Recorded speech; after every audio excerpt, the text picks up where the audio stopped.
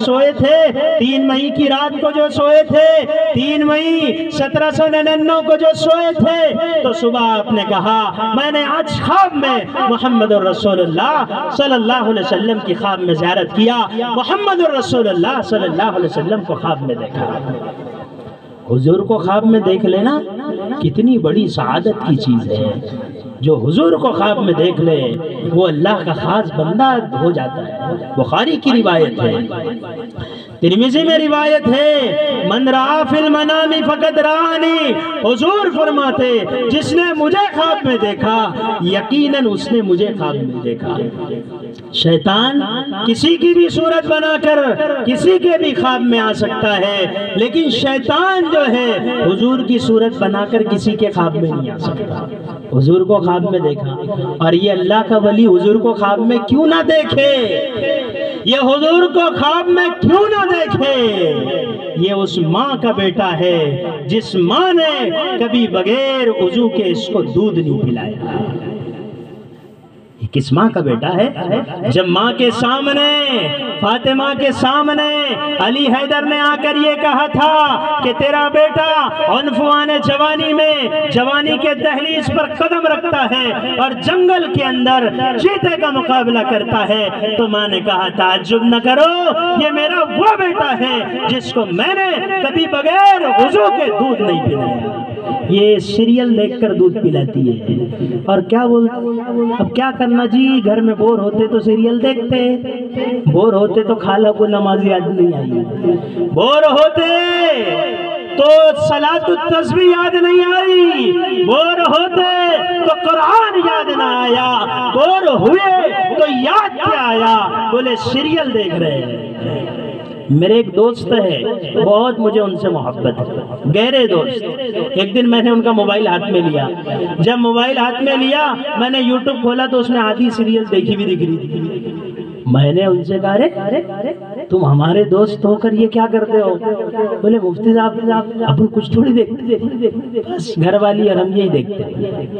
میں نے کہا میرے بھائی سیریل کا دیکھنا بھی ایسا ہی گناہ ہے جیسے کہ پکچر کا دیکھنا گناہ ہے۔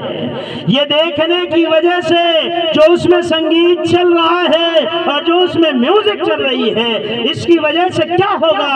اس کی وجہ سے تمہارے دلوں میں نفاق پیدا ہو جائے گا، اور جن ماں باپ کے دلوں میں نفاق پیدا ہوگا ان کی اولادوں میں اسلام کیسے زندہ ہوگا؟ کیونکہ ماں کا اولاد پہ اثر پڑتا ہے۔ میرے استاد دارالعلوم دیوبند کے شیخ الحدیث مفتی سعید احمد پالن پوری رحمت اللہ علیہ فرماتے تھے عورت امید کے زمانے میں جو لباس پہنتی ہے اس لباس کا بھی بچے پر اثر پڑتا ہے۔ اب آپ مجھے بتاؤ، جب امید کے زمانے میں پہنے ہوئے لباس کا اثر پڑتا ہے تو پھر جب بچے کو دودھ پلایا جائے گا سیریل اور کارٹون دیکھ کر تو بتاؤ اس کے اوپر کیا اثر پڑے گا؟ یہ مشکات کی روایت ہے، الغناء ينبت النفاق كما ينبت الماء والزرع، گانا نفاق کو ایسا پیدا کرتا ہے، سنگیت نفاق کو ایسا پیدا کرتا ہے، كما ينبت الماء والزرع، جیسے آسمان کا پانی زمین پر ہریالی اور سبزے کو پیدا کرتا ہے، جیسے پانی کے آنے سے ہریالی کا ہونا یقینی ہے، سبزے کا اگنا یقینی ہے، سنگیت سے، گانوں سے بچوں میں نفاق کا پیدا ہونا یقینی ہے۔ تو جب ماں باپ کارٹون بچے کو دکھا رہے ہوں گے اور ماں باپ بچوں کے برتھ ڈے منا رہے ہوں گے تو کیا ٹیپو پیدا ہوگا؟